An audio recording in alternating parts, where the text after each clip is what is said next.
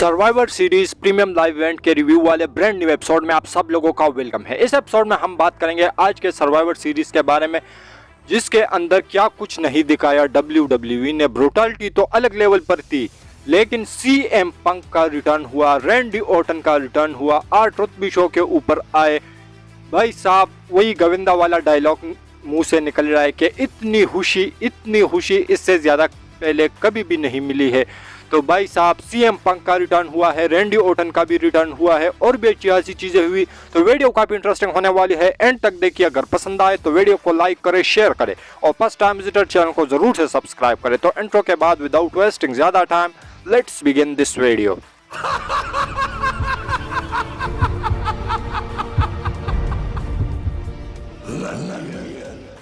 तो सबसे पहले जो शो की स्टार्टिंग है वो हमें देखने को मिलती है वुमेन्स की वार गेम मैच के साथ। ये मैच काफ़ी कमाल का था, काफ़ी ज़बरदस्त था। इसको स्टार्ट करती है बेकी लिंच और साथी में बेली थी। तो ये दोनों एक दूसरे को मार रही थी स्टार्टिंग में, फिर बारी बारी में सब एक दूसरे डैमेज कंट्रोल वाले के भी सारे मेंबर आ जाते हैं और साथ ही में बेबी फेस टीम के भी सारे मेंबर रिंग के अंदर आते हैं।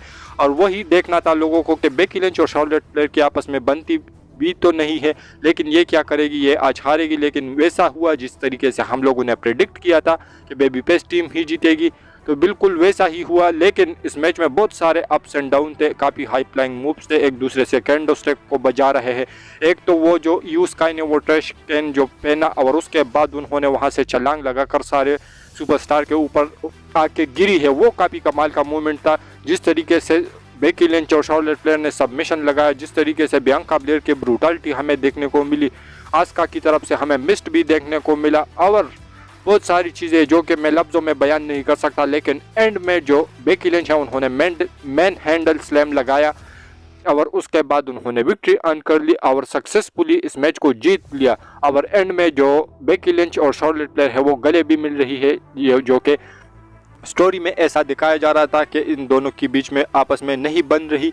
तो ऐसे में आज वो दूरियां सारी दूर हो गई और ये दोनों आपस में मिली, जो कि काफ़ी कमाल का और एक ज़बरदस्त मैच था। और काफ़ी ज़्यादा जिस तरीके से हम लोगों की एक्साइटमेंट थी इस मैच को लेकर, उससे ज़्यादा डिलीवर किया इस मैच ने, जो कि काफ़ी कमाल का और एक ज़बरदस्त मैच था। इसके बाद एक शो पर आता है नेक्स्ट गुंथर वर्सेस मिज का मैच, जहां पर गुंथर अपनी IC टाइटल को डिफेंड कर रहे थे अगेंस्ट मिज।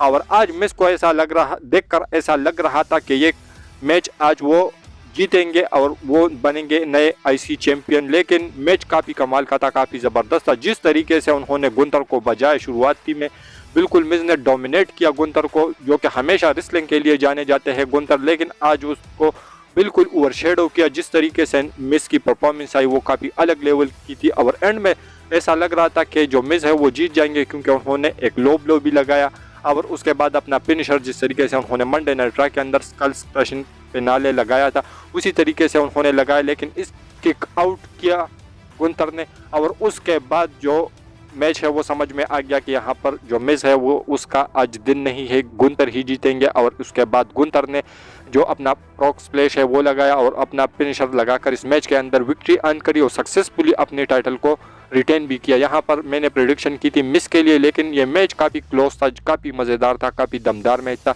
लेकिन एंड में गुंथर ने रिटेन किया। इसके बाद जो नेक्स्ट मैच आता है वो होता है Santos Escobar versus Dragon Lee के बीच में। और ये मैच भी काफ़ी कमाल का था, काफ़ी ज़बरदस्त था। लेकिन इस मैच के अंदर सेंटोस एस्कोबार ड्रैगन ली को हराकर इस मैच के अंदर विक्ट्री अर्न कर लेते हैं। यहाँ पर मैंने जो प्रेडिक्शन की थी कार्लिटो और सेंटोस एस्कोबार की मैच की, लेकिन बाद में कार्लिटो इंजर हुए थे, तो इस वजह से यहाँ पर जो सेंटोस एस्कोबार है वो इस मैच को जीत गई। ड्रैगन ली ने रिप्लेस किया था कार्लिटो को। इस मैच के अंदर भी सेंटोस एस्कोबार विक्ट्री अर्न कर चुके हैं। इसके बाद जो नेक्स्ट मैच शो के ऊपर आता है वो होता है ज़ोई स्टार्क वर्सेस रिया रिप्ली का मैच, जहां पर रिया रिप्ली ने अपनी वर्ल्ड टाइटल को डिफेंड किया। ये मैच काफ़ी मज़ेदार था, काफ़ी ज़बरदस्त था। लेकिन आज जिस तरीके से परफॉर्म किया ज़ोई स्टार्क ने तो ये देखकर काफ़ी अच्छा लगा और क्राउड भी उसको काफ़ी अच्छा सपोर्ट दिखा रही थी ज़ोई स्टार्क के लिए। लेकिन मैच की बात करें एंड मोमेंट की, तो एंड मोमेंट में रिया रिप्ली ने अपने रिप टार्ट के साथ इस मैच के अंदर विक्ट्री अर्न कर ली और सक्सेसफुली अपनी टाइटल को भी डिफेंड किया। इसके बाद नेक्स्ट आता है मेन इवेंट, जहाँ पर मेंस का वार गेम मैच होने वाला था और वहाँ पर जो मैच है उसको स्टार्ट करते हैं सबसे पहले सेथ रॉलिंस और वहाँ से फिन बेलर जजमेंट डे की तरफ से। तो ये मैच इन दोनों ने शुरू किया और उसके बाद जो जेडी मैकडोना है वो भी आते हैं और शुरुआती में एक दूसरे के ऊपर कैंडो स्टिक बजा रहे हैं। जिस तरीके से इसमें ब्रूटालिटी थी वो अलग लेवल पर थी। उसके बाद जे ऊसो उसकी तरफ से आते हैं, जे ऊसो सुपर किक्स बजा रहे थे। और आज जिस तरीके से वो जो पंच थ्रो करते हैं सुपरस्टार एक दूसरे को, तो आज हमें जे ऊसो के यीट वाले पंचेस देखने को मिले। जब वो पंच कर रहा था तो जो क्राउड थी वो यीट चैंट्स कर रही थी और वो काफ़ी अलग लेवल पर कर रही थी। तो वो काफ़ी कमाल का मूवमेंट था, काफ़ी ज़बरदस्त था। और ऐसा WWE ने पूरा शो में दिखाने की कोशिश की कि रैंडी ऑर्टन अभी तक अरीना में नहीं पहुंचे हैं, वो क्या आएंगे या नहीं आएंगे। कोडी रोड भी काफ़ी ज़्यादा परेशान थे, लेकिन उसके बारे में तो आगे जाकर बात करेंगे। लेकिन उसके बाद वहाँ से डेमन प्रीस्ट आते हैं, जो ड्रू मैकिंटायर है वो आने की कोशिश करते हैं, लेकिन डेमन प्रीस्ट कहते हैं कि नहीं भाई तू ज़रा सब्र कर, मैं जाता हूं। और जैसे ही डेमन प्रीस्ट आते हैं तो वो भी काफ़ी ज़्यादा जो है वो हावी होने की कोशिश करते हैं पेस वाली टीम के ऊपर। लेकिन उसके बाद सेमी ज़ेन आते हैं और सेमी ज़ेन जैसे ही आते हैं तो एक अलग ही समा बांध चुका था यहाँ पर मैच में। और जिस तरीके से एक दूसरे को बजा रहे थे, जिस तरीके से एक दूसरे को कैंडो स्टिक स्टील चेयर से बजा रहे थे, तो वो काफ़ी अलग लेवल पर था। उसके बाद जो ड्रू मैकिंटायर है वो भी आते हैं, लेकिन यहाँ पर जो जे ऊसो और ड्रू मैकिंटायर आमने सामने आए तो ये एक दूसरे को पंचेस थ्रो कर रहे थे। और ऐसा लग रहा था WWE ने ऐसे दिखाया कि जे ऊसो जो है वो थोड़ा यहाँ पर उसका अपर हैंड दिखाया। और जो 1D फिनिशर है जो वो सेमी ज़ेन और जे ऊसो ने मिल के लगाया। उसके बाद वहाँ से डोमिनिक मिस्टीरियो आते हैं और यहाँ से कोडी रोड भी निकलते हैं। ये बिल्कुल सारे के सारे जो सुपरस्टार है वो निकल चुके थे अब तक, लेकिन बेबी फेस टीम का एक मेंबर कम था। और सारे के सारे जो सुपरस्टार है वो एक दूसरे को अपने फिनिशर मारकर सारे गिर के पड़े थे। और उसके बाद वहाँ से लोग देख रहे थे कि भाई अब क्या होने वाला है, क्या रैंडी ऑर्टन आएगा नहीं आएगा। लेकिन वहाँ पर थीम सॉन्ग बजता है रिया रिप्ली का, वो हाथ में जो है money in the bank briefcase लेके आती है और उसको कैश इन करने की कोशिश भी करती है, क्योंकि जो रेफरी है उसके साथ बात कर रही थी कि अब क्या होगा क्या नहीं होगा। और ऐसा देखकर लग रहा था कि अगर रिया रिप्ली ने यह ब्रीफकेस दे दिया कैश इन के लिए तो ये कैश इन आज हो जाएगा और सेथ रॉलिंस का जो टाइटल है वो चला जाएगा। लेकिन ऐसा हुआ नहीं। वहाँ पर थीम सॉन्ग बजता है द वाइपर रैंडी ऑर्टन का और वो आते हैं। सबसे पहले वो अटैक करते हैं जजमेंट डे के मेंबर्स के ऊपर, फिर थोड़ा सा ऐसा दिखाने की कोशिश करते हैं कि जे ऊसो ही वो बंदा है जिसकी वजह से मैं इंजर्ड हुआ था।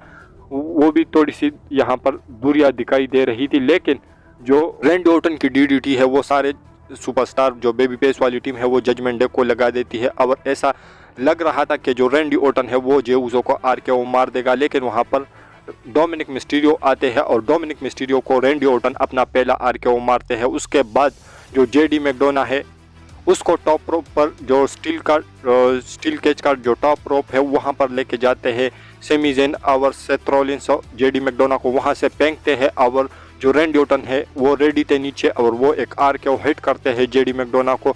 उसके बाद सुपर किक्स लगाती है जे ऊसो और उसके बाद जो कोडी रोड है वो अपना फिनिशर कोडी कटर भी लगाता है, क्रॉस रोड भी लगाता है। और इसी तरीके से उन्होंने डेमन प्रीस्ट को इस मैच में पिन करके विक्ट्री अर्न कर दी, जो कि काफ़ी कमाल का और एक ज़बरदस्त मैच था।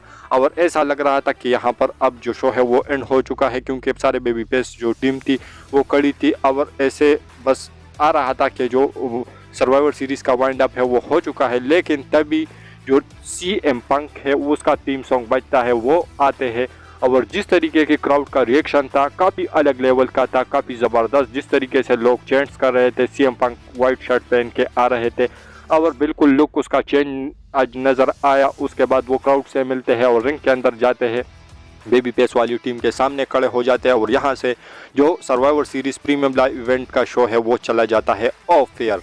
तो भाई साहब 10 साल बाद, मैक्सिमम 10 साल बाद जो CM पंक का रिटर्न है वो आज WWE रिंग के अंदर हुआ और जो कि काफ़ी अलग लेवल पर था, काफ़ी ज़बरदस्त था। और मैं तो अब इस शो वीडियो का टाइटल भी यही रखने वाला हूँ कि CM पंक ग्रेटेस्ट रिटर्न इन सर्वाइवर सीरीज़ 2023। तो यही कुछ टाइटल आप लोगों को मेरे वीडियो का देखने को मिलेगा।